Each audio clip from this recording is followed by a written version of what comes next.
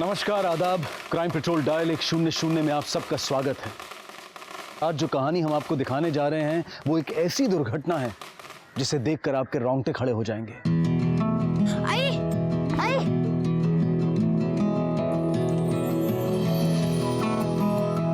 आई, आई।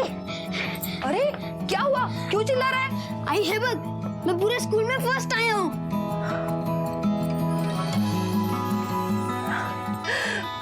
मेरा बच्चों, एक तू ही है जो हमें इस नरक से मुक्ति दिला सकता है। बोल, तू क्या खाएगा? तेरा मुंह मीठा करवाती हूँ।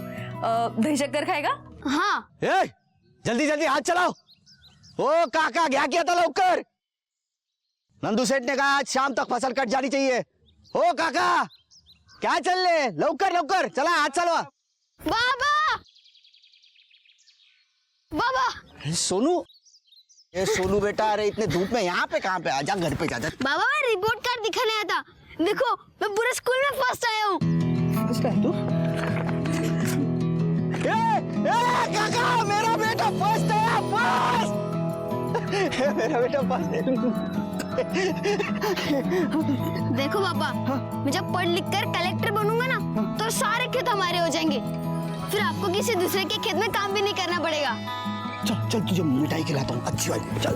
ओ बाबा, आज जी कहती थी कि पहले सारे खेत हमारे थे। सच में? हाँ थे तो। काम कर रहे?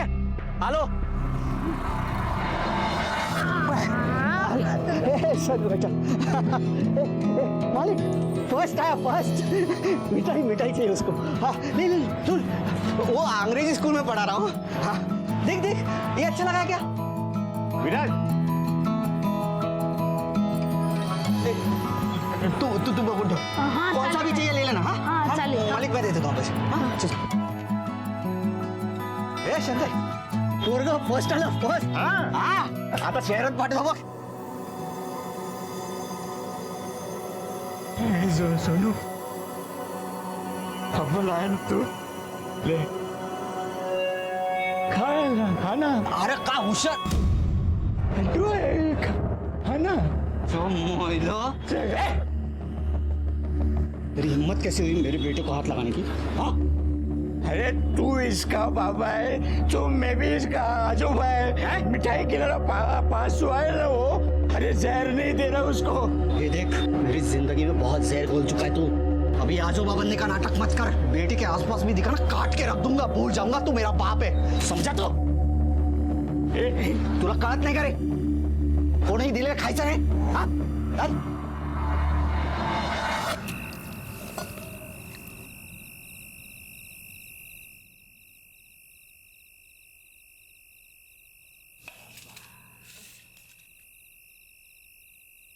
देखा कितने अव्वल नंबर से पास हुआ है मेरा बेटा। कम से कम अब तो उसको पढ़ाई के लिए भेज दो, या अपनी तरह ही चौकीदार बना के छोड़ोगे? चुप बैठ। वो दिन रात जहर उगलते रहती है। जहर इसलिए उगलती हूँ क्योंकि मैं आपके बाप की तरह नहीं हूँ। इतना होनहार बच्चा है मेरा, फिर भी इसकी जिंदगी बर्बाद है। 3 साल से तुम्हारे पीछे पड़ी हूँ। अगर औकात नहीं है ना तो मुझे बता दो, मैं अपने भाऊ और बहनी के पास इसको भेज देती हूँ। कम से कम पढ़ लिख कर कुछ बन तो जाएगा। दिन में 2 बार फोन आते हैं इनके, सोनू के लिए। खुद का भांजा है इसलिए इतने चिंता करते, नहीं तो आजकल के। बस कर तुझे चिक-चिक। बाबू बहनी काट डालूंगा उधर जाके, समझी? खाता तूच।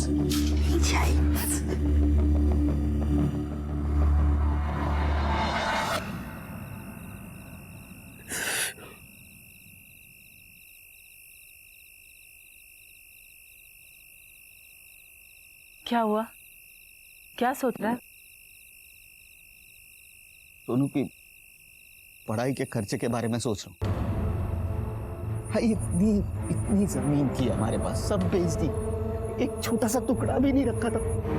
आज वो होता तो सोनू की पढ़ाई के खर्चे के बारे में सोचना भी नहीं पड़ता था, और ना ही वो प्रदीप राज शिर्के की जमीनों की पहरेदारी करनी पड़ती मुझे।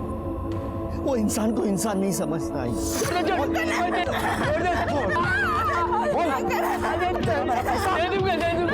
और उसका बेटा नंदू, वो तो कुत्ते से भी बदतर व्यवहार करता है।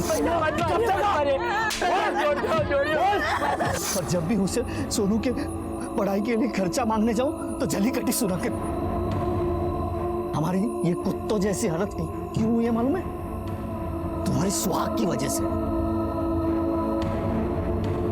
बाप नसताना माझा कापून टाकला असा सोन्या।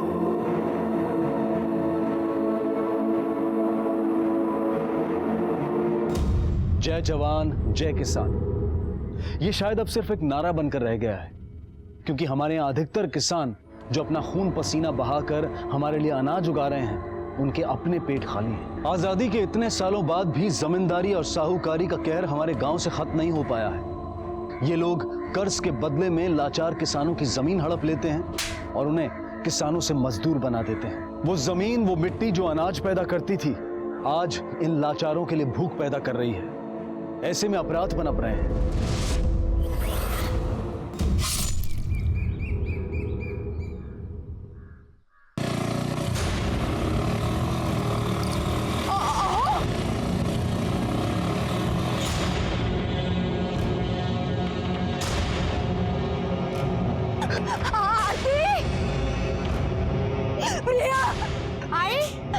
काय झालं आई? आई आई काय झालं? एवढी का घाबरलीस? अगं तुमच्या बाबाला विराज घेऊन गेला. काय?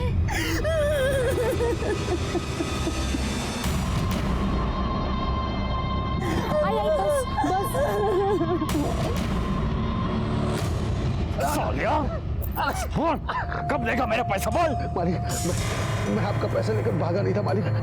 मैं आपके पैसे का इंतजाम करने जा रहा था। बेवकूफ बना रहा है मुझे। हाँ, लगता है तेरा इलाज मुझे करना पड़ेगा। ए विराज, गोबर लेके आ। नहीं मालिक। विराज, गोबर लेके आओ।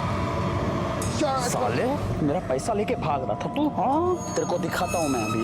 नहीं मालिक, घालता था तोंडा। छोड़ दो मालिक। मुंह में डाल उसके। सालिया, खोल मुंह। मुंह खोल। डाल।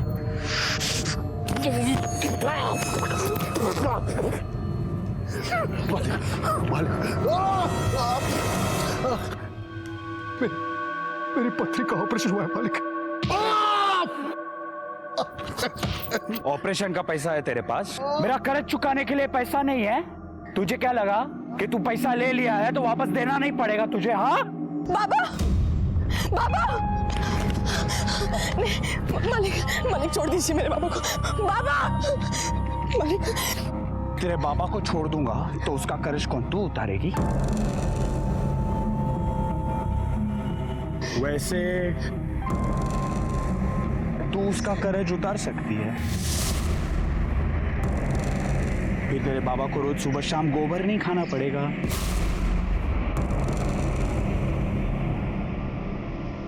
मालिक देखो, काका के पेट से खून निकल रहा है, उसे छोड़ दो। अरे सत्या, मालिक छोड़ दो उसे छोड़ दो।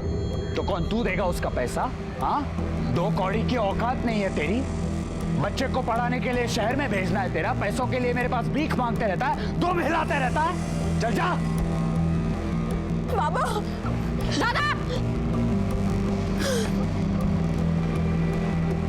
छोड़ो, देखो ये बिल्कुल गलत है, छोड़ो उसे। बाबा, बाबा, मेरे मामले में बीच में मत पड़ना। तू अपने काम से काम रखा कर, समझी? मैं अगर बीच में नहीं आती ना तो फंस जाते थे आप। अरे विश्वास काका को अगर कुछ हो जाता तो जेल हो जाती आपको। दादा बस भी करो अब क्यों बेचारे गरीब गांव वालों का खून चूस रहे हो? अब और कितना चाहिए आपको? नाश्ता बोलो नको। तू अपना ये ज्ञान है ना किसी और को बांटना, मुझे नहीं। मुझे अच्छी तरह से पता है मुझे क्या करना और क्या नहीं करना। और मुझे बोलने से पहले तू खुद को देख। तूने जो किया ना, उसके बाद तुझे घर से बाहर निकलने दे रहे, वो तेरे लिए बहुत है। तू बच गई है, वरना काय वक्त है? खेत में काम दिया तो घर में घुसेगा? तेरे घर की कथा सुना रहा हूं जो कान लगा के सुन रहा है। चल भाग।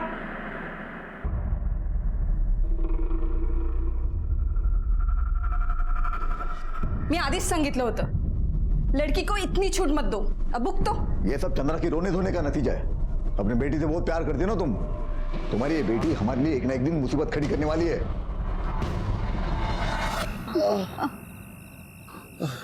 अगं हळद घेऊन ये जा।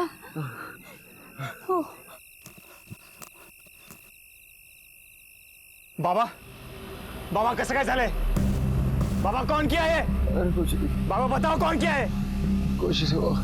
ए, बता कौन किया? अभी के अभी जाके काट डालूंगा उसको मैं।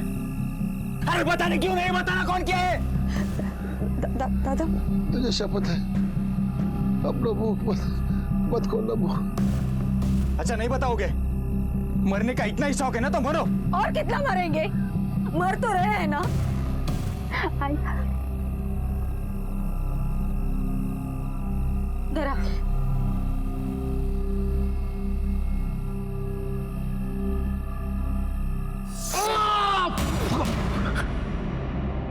तेरे बाबा को छोड़ दूंगा तो उसका कर्ज कौन तू उतारेगी? वैसे तू उसका कर्ज उतार सकती है, फिर तेरे बाबा को रोज सुबह शाम गोबर नहीं खाना पड़ेगा।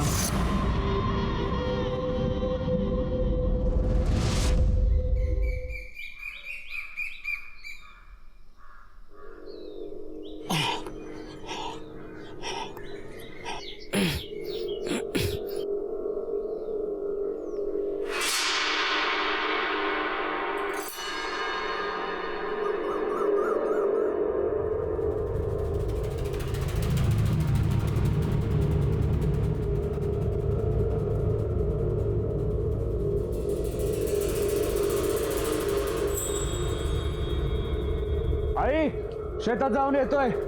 विराज को कुछ काम दिया था, देखता हूँ हुआ है कि नहीं.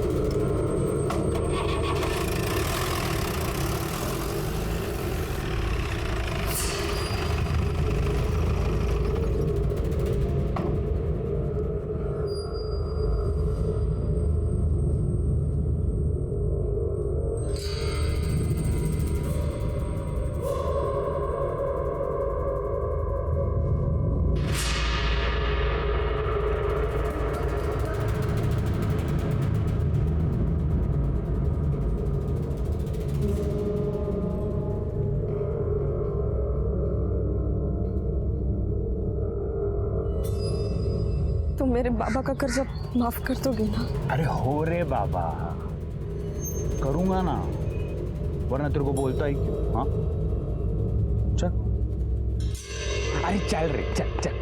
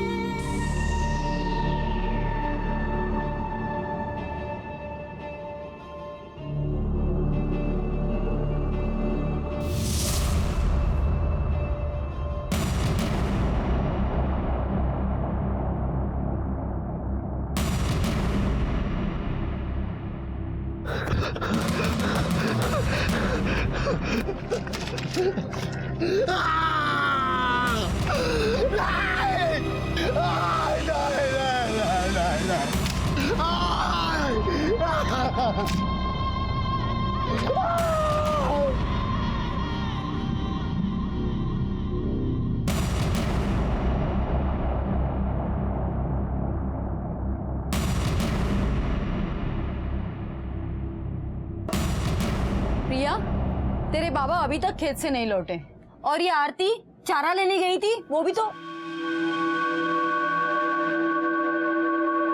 आरती?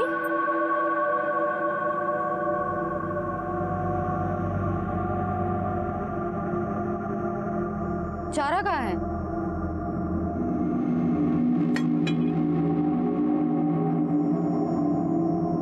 क्या हुआ? कुछ बोल क्यों नहीं रही है तू?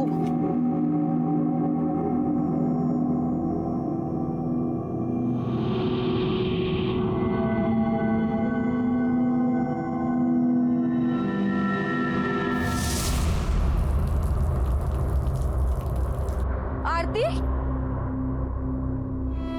अगं तू चारा आणायला गेली होतीस ना? काय झालं?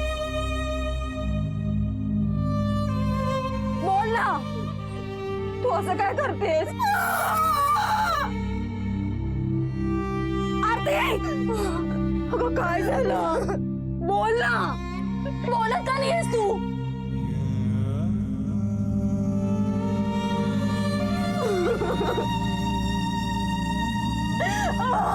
अरे देवा!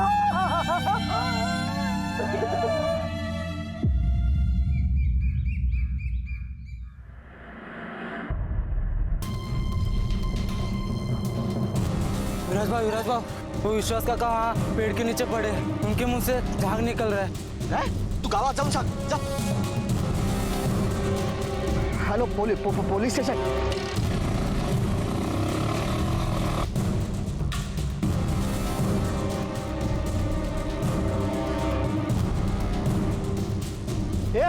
हे विश्वास काका, ए उठ. ए कोई है? ए विश्वास काका उठिए. ये देखो क्या हो गया.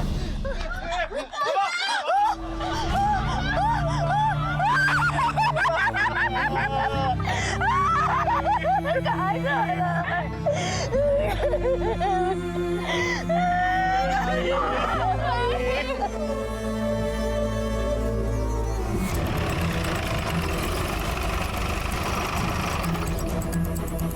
हट जाओ पीछे हटिए. आप लोग पीछे हटिए. हाँ साहब, ये खरा है, ये खेत मेरा है, लेकिन मेरे खेत में इसने आत्महत्या क्यों की समझ में नहीं आ रहा है. इसका आपसे कुछ लेना देना था क्या? लेना नहीं देना ही था. कर्जा लिया था मेरे से, अभी चुकाने की बारी आई तो मेरे खेत में आके आत्महत्या कर ली. नहीं साहब, इन्होंने आत्महत्या नहीं की साहब, बल्कि इनको मजबूर किया है अपनी जान देने के लिए. इनके बेटे नंदू ने मेरी बेटी का बलात्कार किया साहब.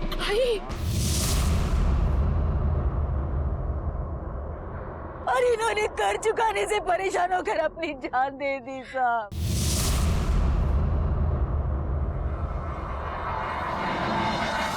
कहते हैं कि मुश्किल वक्त में ही इंसान की असल पहचान होती है, लेकिन मजबूरी और गरीबी अच्छे अच्छों को तोड़ देती है.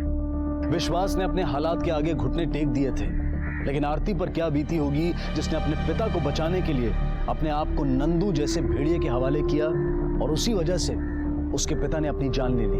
न जाने ऐसी कितनी ही आरतियां और विश्वास हमारे गांव में रोज जिंदा होते हुए भी मरते हैं, पर ना वो इन अत्याचारों के खिलाफ आवाज उठाते हैं और ना ही कोई और. लेकिन इस बार सुलेखा ने अपनी बेटी की अस्मिता के लिए आवाज उठाई थी. विश्वास की आत्महत्या के पीछे की प्रताड़ना को बताने की कोशिश की थी, लेकिन एक गरीब इंसान की आवाज में आखिर कब तक वो साहस बना रहेगा जो प्रदीप और नंदू जैसे पैसे वाले और ताकतवर लोगों को सजा दिलवा सके. तुम्हारी माँ ने जो नंदू पे इल्जाम लगाया है सच है वो?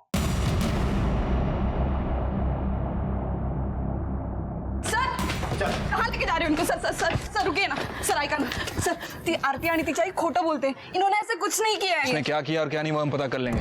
डालो अंदर इसे. यार नंदू को तो पुलिस पकड़ के ले गई, अब क्या हुआ उसका? होना क्या है, कुत्ते की मौत मरेगा. बाप बेटे 230 एकड़ जमीन खा गए. सारी गलती उनकी नहीं है, अपना सिक्का भी खोल रहा है साला. अगर बाप ऐसा नहीं होता ना तो ये सारी जमीन मेरी होती. जाने देना यार, जो हुआ सुआ दिल से लगा के क्यों बैठा है? जैसे जळतं ना त्यालाच कळतं. उनके जमीनों की पहरेदारी करता हूँ मैं. वो जमीन मेरी थी. मेरी बीवी सुनो ना, मुझे जलीकट्टी सुनाती है. तो सोनू एकदम होशियार है. 40,000 रुपये चाहिए यार उसके दाखिले के लिए.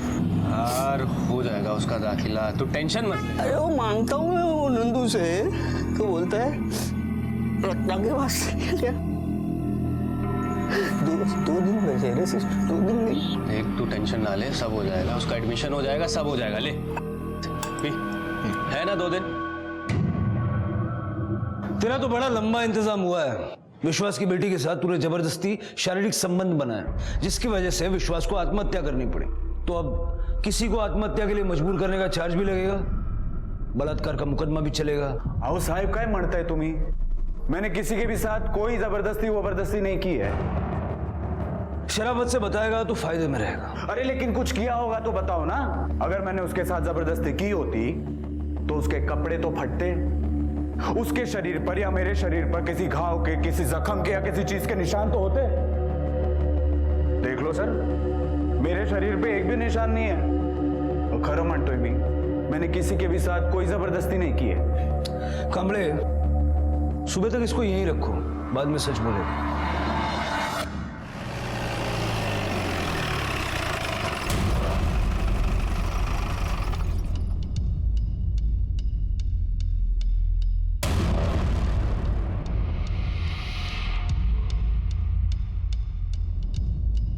प्रदीप बाबू को कुछ बात करनी है।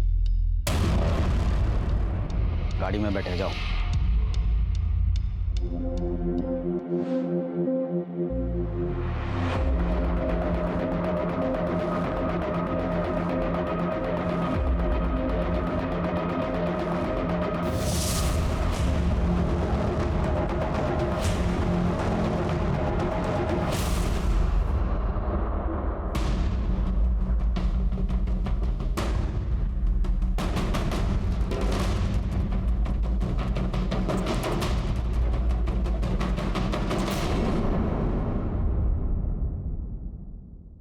किसी दवाओं में आकर तो ऐसा नहीं कह रहे हो ना तुम? नहीं साहब, वो मेरे आई ने झूठ बोला था। बाबा ने प्रदीप राजशर्के से बहुत सारा कर्जा लिया था और वो चुका नहीं पा रहे थे, इसलिए उन्होंने आत्महत्या की। और बाबा के मरने के बाद वो कर्जा चलता नहीं रहे, इसलिए आई ने झूठ बोला। नंदू ने मेरे साथ कुछ गलत नहीं किया, कुछ नहीं हुआ। ठीक है, जा सकती हो।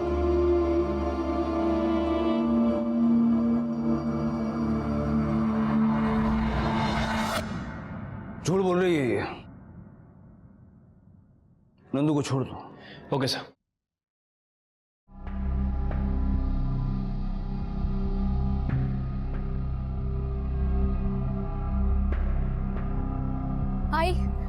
आई दादा।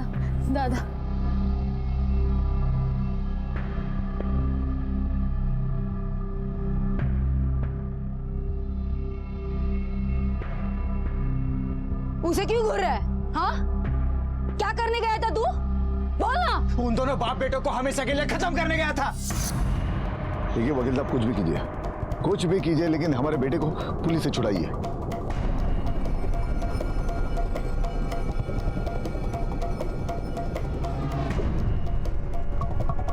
चाहे जितना भी पैसा खर्चा हो। बाबा! विराज इसे पकड़ो, मैं तो बाबा को मार डालेगा। विराज!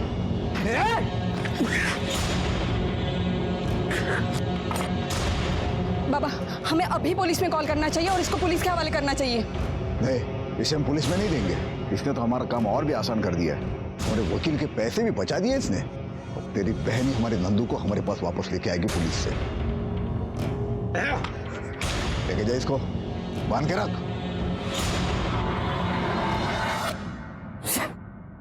साला मुझे समझ में नहीं आता, मैं उस जगह पे था ही क्यों? और राकेश प्रदीप को मार देता, फिर बाद में नंदू को मैं लुटका देता, आसानी हो जाती ना। कोई बात नहीं, दोनों बच गए ना। ये दोनों मेरे हाथों मारने वाले। देख तू ऐसा कोई गलत काम नहीं करेगा, समझा? अबे गलत कुछ नहीं हो। बाबू, क्या रे? चप्पल ठीक हो गया। डाली क्या है? ये देख भाई, ये काम करवाती है वो उनकी बहू रत्ना, संडास साफ करवाती है, चप्पल सिलवाती है मुझसे। ये नंदू मेरे बेटे के एडमिशन के लिए पैसे दे दे, बस उसको शेयर भेज दूंगा, दूसरे दिन नौकरी छोड़ दूंगा। पैसे नहीं ना दिए तो उसी दिन। तू दिमाग को ठंडा रखेगा कि नहीं? शांति से काम ले, जाके देख वो कितना पैसा देता है, बाकी मैं देखता हूँ कि मैं कितना कर सकता हूँ।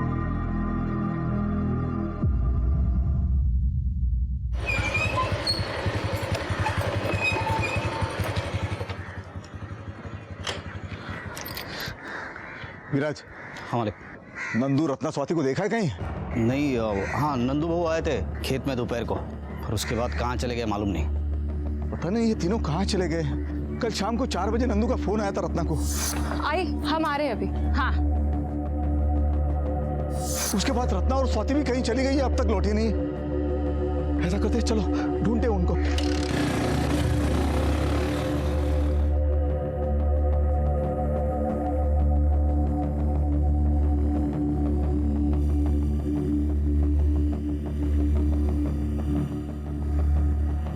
चल खेत की तरफ चल। मालिक वो तीनों खेत में क्यों जाएंगे?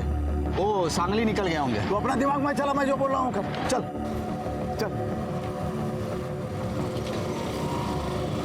सर, विश्वास की पोस्टमार्टम रिपोर्ट। सर, रिपोर्ट के हिसाब से उसकी मौत पॉइजन खाने की वजह से हुई। सर, गांव में जो लड़का ये दवा बेचता, मैंने उससे पूछताछ भी की। विश्वास ने उससे दवा खरीदी थी।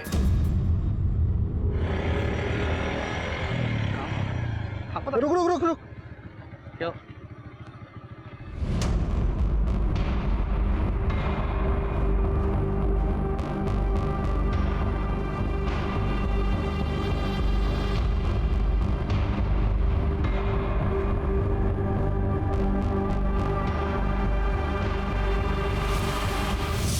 नंदू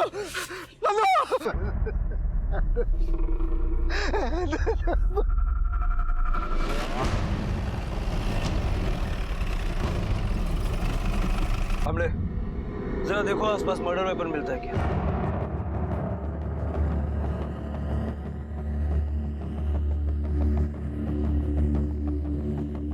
सर, आसपास तो कोई वेपन नहीं मिला है। सर, अजीब बात है, कातिल ने वेपन को छुपा दिया, लेकिन इस तरह पुतला बनाकर इसे टांग दिया। हो सकता है कातिल इस कत्ल को छुपाना नहीं बल्कि दिखाना चाहता हो सकता है वो इस कत्ल के जरिए कुछ कहना चाहता हो। कभी बेरहमी से वार किया गया और ब्लड भी गीला है, मतलब कत्ल कुछ घंटों पहले ही हुआ है। सर, इसे देखकर तो ऐसा लगता है कि किसी एक आदमी का काम नहीं है जिसे इस तरह पुतले पर टांगा गया था।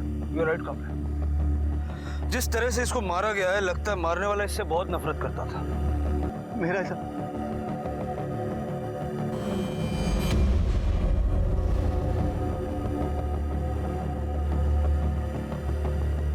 आपको किसी पे शक है? शक नहीं साहब, यकीन है मुझे। राकेश ने मारा है मेरे बेटे को। राकेश ने सब मेरे बेटी और बहू को भी उसी ने गायब किया था। सब वो कुल्हाड़ी लेके हम सबको मारने के लिए आया था साहब। मेरी बेटी और बहू को बचाना था।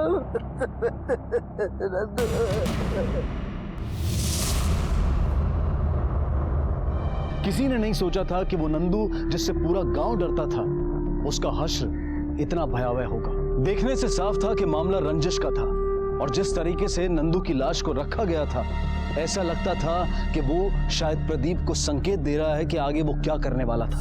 रत्ना और स्वाति भी लापता थे। प्रदीप चिंतित था। उसने अपना पहला शक राकेश पर डाला था। राकेश ने मारा है मेरे बेटे को। राकेश ने। लेकिन इस तरह की नफरत तो नंदू के लिए गांव के हर दूसरे आदमी में थी। पुलिस के लिए केस काफी चुनौतीपूर्ण होने वाला था। मैं सिर्फ उसे नहीं, उसके पूरे परिवार को मारने गया था। उन्हीं की वजह से मेरे बाबा ने आत्महत्या की। आरती की इज्जत गई, उसी का गुस्सा था साहब मेरे को।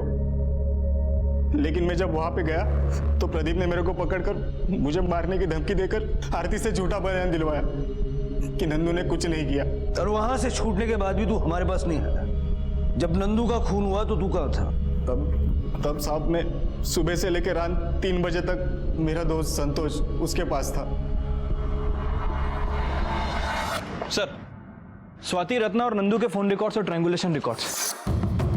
सर, रत्ना और नंदू ये दोनों लगातार फैमिली मेंबर्स के कॉल में थे, लेकिन सर स्वाति के कॉल रिकॉर्ड से किसी अशोक का नाम सामने आया। सर, स्वाति दिन में 10 से 12 बार इस अशोक से बात किया करती थी, और कोई भी कॉल आधे घंटे से कम की नहीं है। स्वाति के फोन पर आखिरी बार इसी नंबर से कॉल आया था।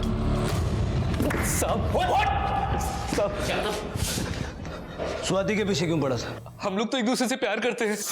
अशोक, अगर घर वालों ने मेरी शादी के लिए हाँ नहीं कहा तो क्या तुम्हें भगा ले जाऊंगा? हाँ, मैं क्या डरता हूँ क्या तुम्हारे घर वालों से? क्या बात है?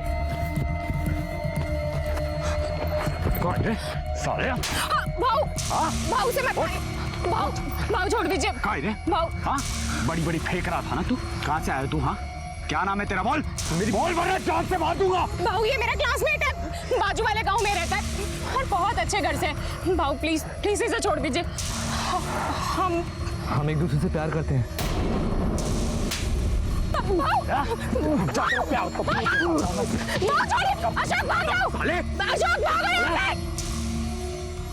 उसके बाद भी तूने स्वाति से कांटेक्ट तोड़ा नहीं, यहां तक कि कल जब स्वाति घर से निकली, गायब हुई, तब भी आखिरी कॉल तेरा था।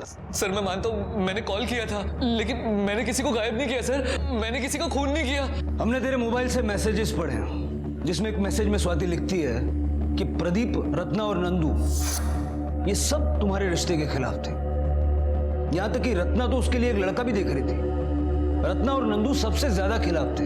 और जवाब में तूने क्या लिखा है? कोई भी हमारे प्यार के बीच में आएगा तो उसे रास्ते से हटा देंगे। सर मैंने ऐसा मैसेज जरूर किया था, पर इसका मतलब ये नहीं कि मैं सच में ऐसा कर दूंगा सर। हटा देंगे मतलब ये प्लानिंग तेरी और स्वाति की थी। बोल, स्वाति कहाँ है?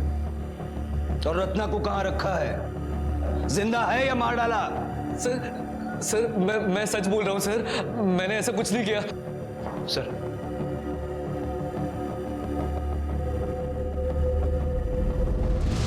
इंक्वायरी से पता चला है कि अशोक ने स्वाति के गायब होने के एक दिन पहले काफी शॉपिंग भी की थी और होटल में एडवांस बुकिंग भी की थी।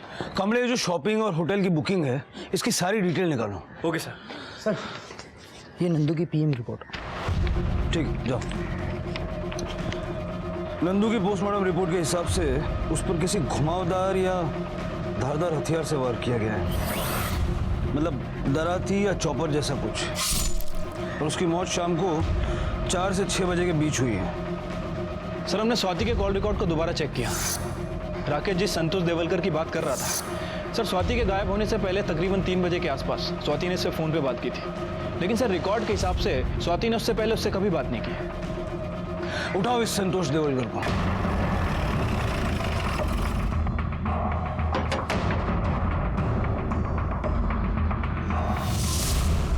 जिस दिन स्वाति गायब हुई तूने उसे फोन किया था? हाँ किया था, वो रत्ना ने मुझ पे केस किया था ना। ठीक है वहिनी। हाँ ठीक आहे चलो. वहिनी ते आधीचे पैसे दिले तर बरं होईल, उधारी खूप झाली ना.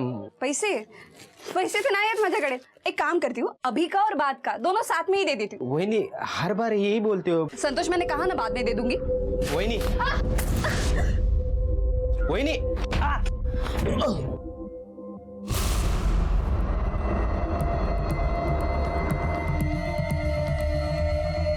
ये क्या कर रहा है तू? वहिनी छोड़ो मुझे. वहिनी छोड़ा. मी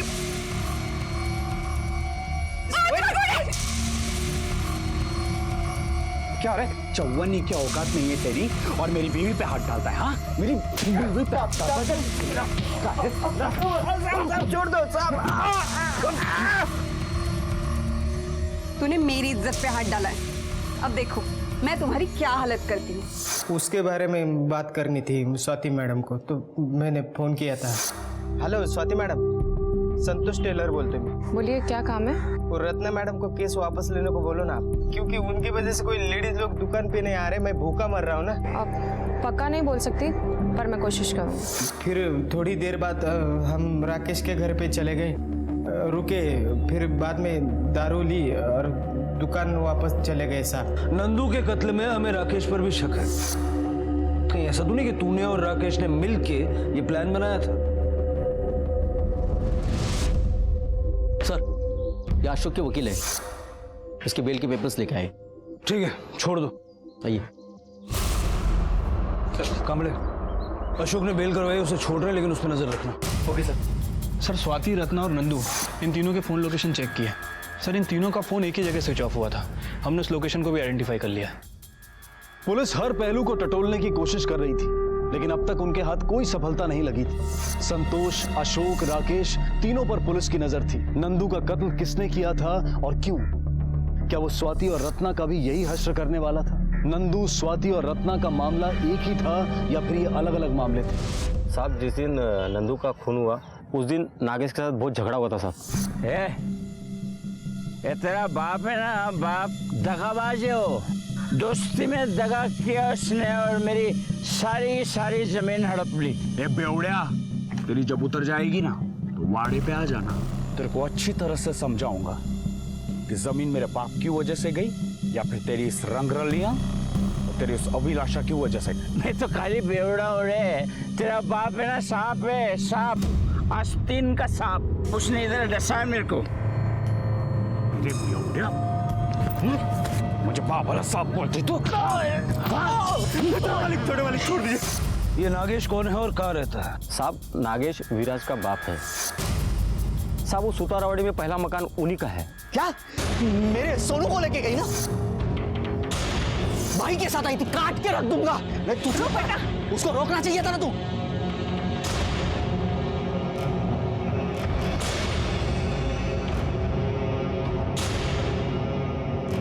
नागेश ही रहता है, बुलाओ, उससे बात करनी है।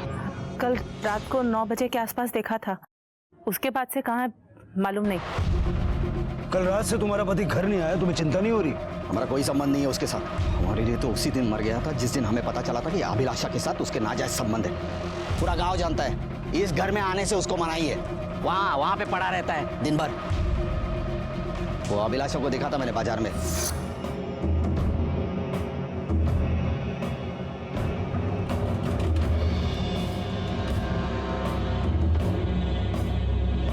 अभिलाषा यहाँ क्या कर रही है? मुड़ के गया तो गायब हो गई थी। कल रात से मेरा बाप भी गायब है। ये अभिलाषा कौन है? अभिलाषा वो औरत है जिसके साथ मेरे बाप के नाजायज संबंध है। कहाँ रहती है? पहले इस गांव में रहती थी।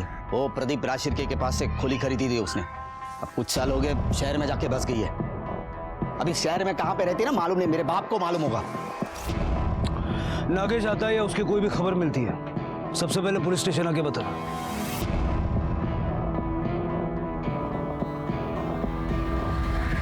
कमले, जरा पता करो ये नागेश कौन सी दिशा में और किस काम से निकला है, और अभिलाषा की डिटेल्स निकालो। क्योंकि इस केस में जिस तरह से गड़े मुर्दे उखड़ रहे हैं, क्वाइट पॉसिबल कि इन मुर्दों में से किसी का नंदू के मर्डर से कोई कनेक्शन हो। सर, राकेश और संतोष के बयान को हमने चेक किया तो पता चला कि 4 बजे से पहले वो दोनों राकेश के घर पर थे। उसके बाद में उन लोगों ने शराब खरीदी और फिर रात तक संतोष की दुकान पर थे। ठीक है, छोड़ दो दोनों को, लेकिन दोनों पे नजर रखना। Okay sir. रुक, क्या हुआ? ये ले दुकान की चाबी। और तू? तू जा, मैं आधे घंटे में आता हूँ। ठीक है, जल्दी आ।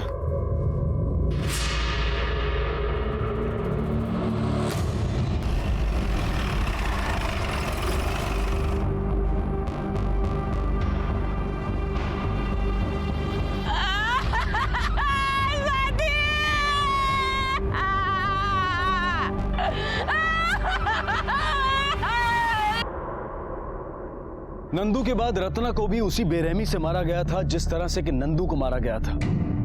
दृश्य इतना डरावना था कि पुलिस भी हैरान थी और कातिल हर जगह पर पुलिस से एक कदम आगे। एक ही परिवार के 3 लोग गायब हुए थे। 2 की लाश मिल चुकी थी और बची थी स्वाति। क्या स्वाति का भी यही हाल होगा, यही अंत होगा, या फिर पुलिस उससे पहले कातिल को ढूंढ निकालेगी? आखिर कातिल था कौन और क्यों वो इतनी दर्दनाक मौत बांट रहा था? इतनी नफरत आखिर उसके अंदर कहां से समाई थी? इन सभी सवालों के जवाब हमें मिलेंगे कल इस केस के दूसरे और आखिरी भाग में। अब मैं अनूप सोनी आपसे विदा लेता हूं, फिर मुलाकात होगी। तब तक अपना और अपने परिवार का ख्याल रखें और देखते रहें क्राइम पेट्रोल डायल 100। सबक एक को, सीख हम सबको। जय हिंद। क्राइम पेट्रोल के ऐसे ही मजेदार एपिसोड्स देखने के लिए हमारे चैनल को सब्सक्राइब करें